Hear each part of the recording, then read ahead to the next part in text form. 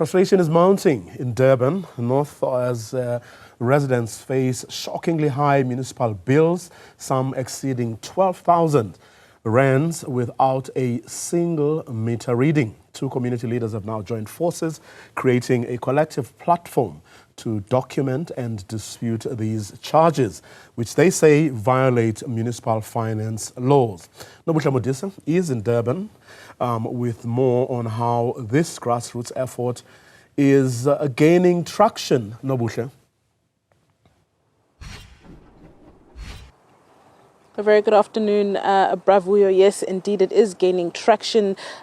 Since the launch of this initiative by Sam Reddy and Johan Fandenberg, they've managed to get around 150 people that have signed up so far, all, saying that there are some discrepancies with regards to these estimations that are being done by the municipality. Earlier, I was in conversation with one of the founders of the initiative. I'm here with Johan Fandenberg, who's also a founder of this initiative, and I was speaking to him off air, and I wanted to find out from him, what your thoughts are, Johan, around this new Section 34 that's been granted to the eThekwini municipality, where they essentially are the first municipality in the country that will be able to procure their own energy. And with these billing issues that we are seeing, do you have confidence in the municipality being able to handle something so huge, especially because it is a first in the country for any municipality?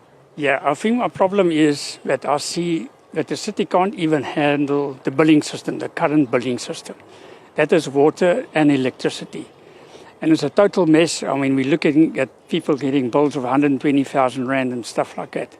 And if they're getting their hands onto more money to try and help the city, I think they're not going to have, because they don't employ people that's capable of running these billing systems. And unless they've got people employed that will actually manage this new Section 34, it's not going to work. It's going to just be a further mess that the city is already in.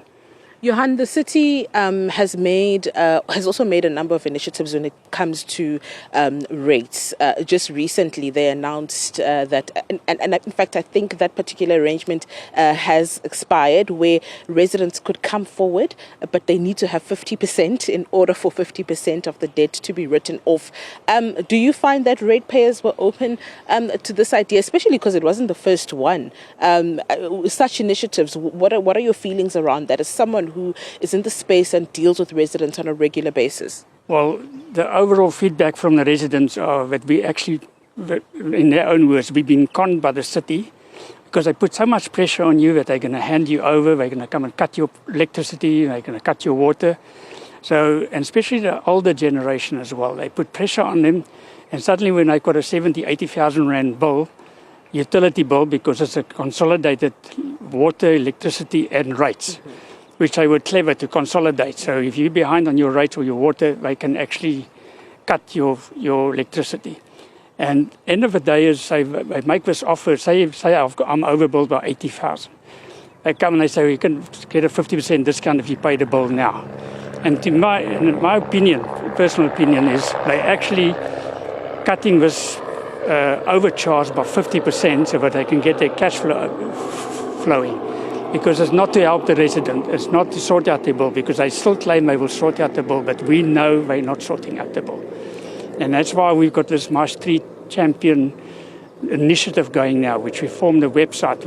It's a website which people can go to. There's an email address, there's a WhatsApp number, and through that WhatsApp number we've had tremendous response, and it's only been running since Friday. And we're hearing horrendous stories, which I think Hines will be able to tell you just now. He's also in contact with residents on a daily basis, and it's just complaints. I'm on a ward committee for electricity, sewage and water, and I get never-ending complaints. And it's all about billing. Most of it's about billing. And the thing is it's not managed nicely either. They actually threaten the residents. And they're handing them over and all sorts of things. And then the residents say, well, okay, maybe I should just pay the 50% and get my bill sorted so I don't get cut off. It's not the right approach. I want to bring in Hines Duran into the conversation. He is a DA ward councillor, and I mean, you are the one that faces the inundated calls from residents who are concerned, who are frustrated. What are the kind of things that you're receiving from residents on the ground, and what do you think needs to be done by the municipality?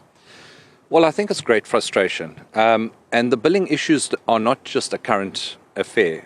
I mean, I remember I was a councillor for 10 years, and some 15 years ago, the municipality had swapped somebody's bill with that of a nearby hotel, and they suddenly received like a bill for, several million rand. So the billing issues stem back to the time where the RMS system was implemented within the eThekwini municipality, and that was their billing system. And despite the warnings that this system is not fit for purpose, it's not going to work properly, they continued with it, and it just simply did not talk to the residents. And the frustration out there is huge. I receive dozens of complaints on a monthly basis, and it's not small issues. Some residents are facing bills of 500 to 700,000 rand.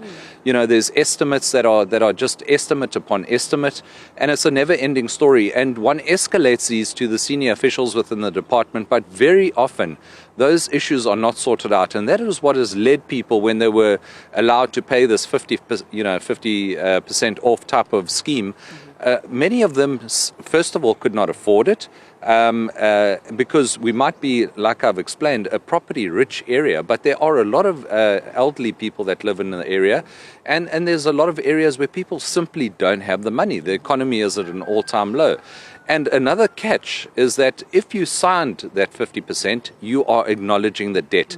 Now, how do you acknowledge a debt that you know is an estimate upon an estimate upon an estimate? Meter readers, you hardly ever see. We believe there's a new billing system in place. We don't believe that talks to the meter readings that people are sending in, because people are saying to me, well, we sent our meter reading in, but it's actually not speaking to the billing system. And it's simply not good enough that people are now faced with these enormous bills. Very often it's a cause of great emotional stress, and this threat of people not only being disconnected, but also now being handed over to debt collection companies, and I believe in some cases even being threatened with that their house will be taken away.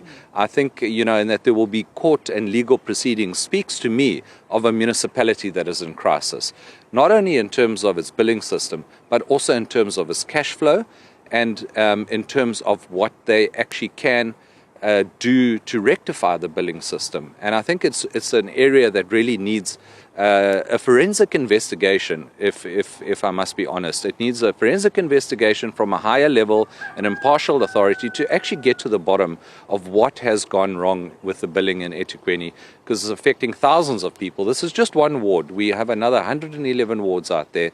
There are literally thousands, if not tens of thousands of people that are really under severe stress and strain, and I can see it on a daily basis. The elderly are scared of being cut off and being left without electricity or water. There are people now that are digging up water meters. I had a report today looking for illegal connections. We have a water loss figure of 58% within the municipality, but we have staff out there who are busy looking for illegal connections where there are no illegal connections. What does this tell you? We are a city in crisis, and we need intervention at a national level.